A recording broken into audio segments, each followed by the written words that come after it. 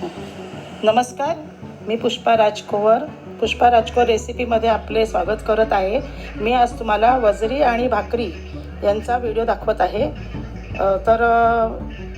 मी मार्केटमधनं ही अशी अख्खी वजरी आणली होती. ती आम्हाला 250 रुपयाला मिळाली, पण ती वजरी मला खूप धुवावी लागते.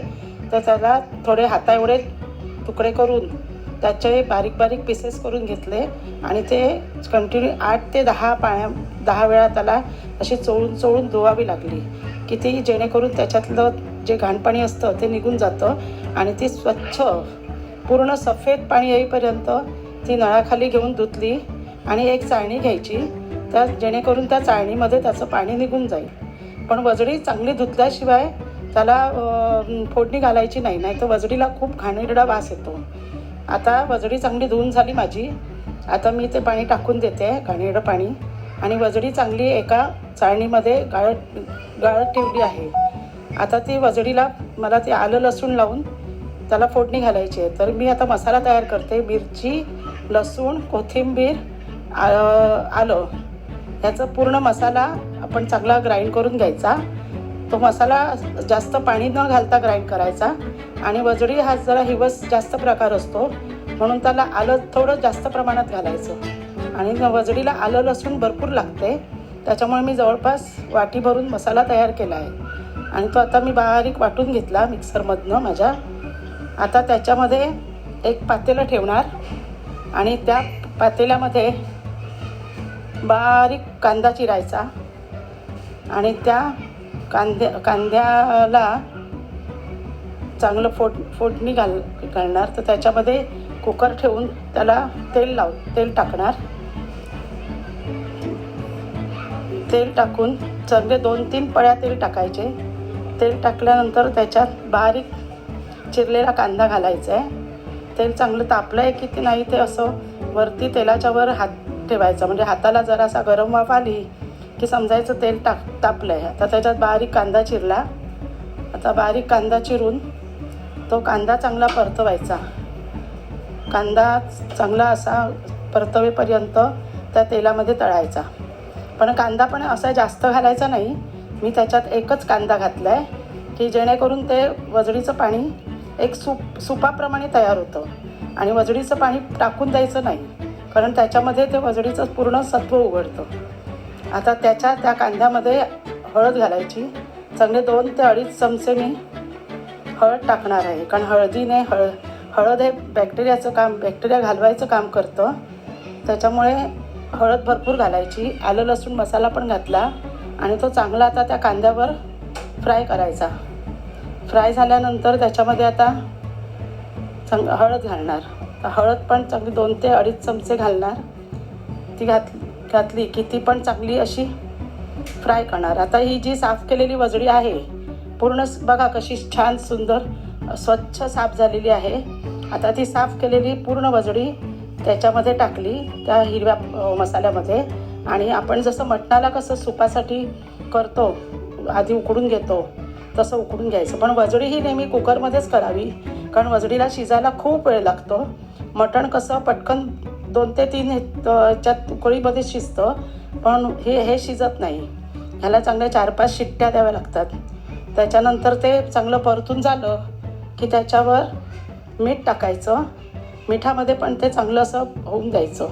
आणि त्याच्या प्रत्येक तुकड्याला ते आलं लसूण आणि हळद मीठ लागायला पाहिजे, म्हणजे मग ती खायला खूप छान लागते. आता ते वरती ताट ठेवलं आणि ताटावर पाणी टाकलं आहे. कुठल्याही भाजीला किंवा मटणाच्या आमटीला डायरेक्ट थंड पाणी टाकायचं नाही, त्याच्यामुळे त्याची जी शिजण्याची क्रिया असते ती मंदावते.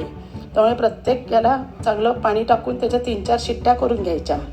आता ते त्याच्या 3-4 शिट्ट्या झाल्या. तोच व्हिडिओ माझ्याकडनं स्किप झाला आहे. आता वजडीला त्याच्या खऱ्या रश्श्यासाठी मी सुरुवात करणार. मग माझ्याकडे कांदा खोबऱ्याचं वाटप तयारच असते. तेल परत टाकलं 2 चमचे आणि मला जेव्हा वेळ मिळतो तेव्हा मी कांदा खोबरं भाजकं वाटप करूनच ठेवते. मग त्याच्यामध्ये भाजकं वाटप केलं. आता त्या वाटपामध्ये ते चांगलं तेलात चांगलं फ्राय केलं. त्याच्यानंतर मी मालवणी मसाला, माझा घरचा मसाला असतो, तो मी वर्षाचा स्टोअर करून ठेवते. माझ्याकडे सगळे मसाले वर्षाचे स्टोअर केलेले असतात. मालवणी मसाला, हळद, बेडगी, साधी बेडगी मिरची, धणे पावडर, काळा मसाला, पुन्हा मी यावेळेस किचन किंग मसाला पण केलेला आहे, पण तो पण घालते मी. आणि तो सगळे चांगले मसाले फ्राय करायचे. फ्राय करून चांगले ते तेलावरती गरम करायचे, जेणेकरून त्याला तेल सुटेल आणि तेल ते करपेल खाली, म्हणून त्याला थोडंसं वाटलेला जो मसाला असतो त्याचं पाणी टाकायचं. म्हणजे तो तेल आतल्या चांगलं तेलामध्ये ते मिक्स होऊन थोडं सूप, वजडीचं सूप पण टाकलं म्हणजे तो मसाला चांगला फ्राय होईल. आणि मसाला फ्राय झाला की त्याला एक प्रकारे तवंग येतं आणि तवंग आलेली कुठलीही गोष्ट खायला छान वाटते आणि बघायला तर अतिसुंदर. म्हणून त्याच्यात आता मी ते चांगला मसाला फ्राय करून घेते. मसाला फ्राय करून झाला की जी आपली शिजलेली वजडी असते, तर कुणाला जर त्याचं सूप पाहिजे असेल तर मी सूप पण देते, कारण त्याचं भरपूर आलं लसूण आणि हळद टाकल्यामुळे त्याचा हिवस्वाद सगळा निघून जातो आणि त्याचं ते सूप पण खूप छान लागते. तर आमच्या घरी सगळेजण वजडीचं सूप पितात आणि ते मटणासारखंच होतं. आता ते झालं गरम, चांगलं तेलात परतला की ते शिजलेली वजडी आणि त्याचं ते थोडंसं पाणी असं एकंदरीत सगळं त्या रश्श्यामध्ये टाकायचं. अजूनही मसाला शिजतोच आहे. मसाला छान तेल सुटायला लागलं, ते बघा साईडने कसं त्याला तेल सुटायला लागलं आहे, म्हणजे समजायचं ह्याच्यावर रश्श्यावरती तवंग चांगला होतो.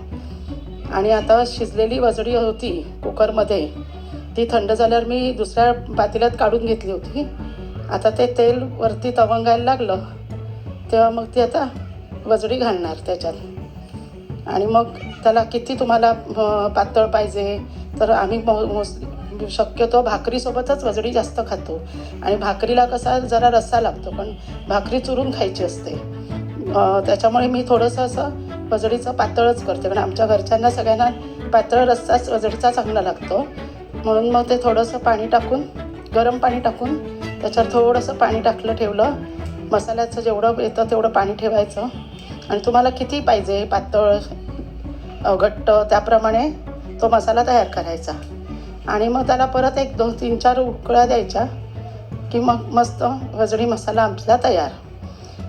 असं काहीतरी रोज वेगवेगळं बनवून खायचं, कारण आमच्याकडे एकच प्रकार सारखा खाल्ला जात नाही.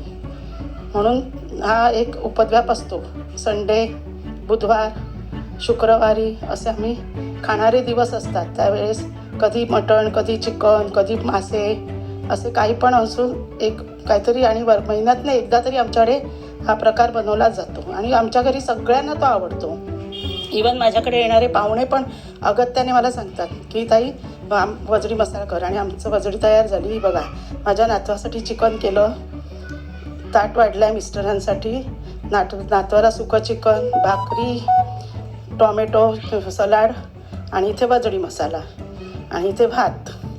या तुम्ही पण जेवायला या. बघा बेत किती सुंदर झाला आहे माझा. असं तुम्ही पण खा आणि तुम्हाला आवडल्यास लाईक करा, शेअर करा आणि काही झालं तर कमेंट करा. नमस्कार. Okay, bye.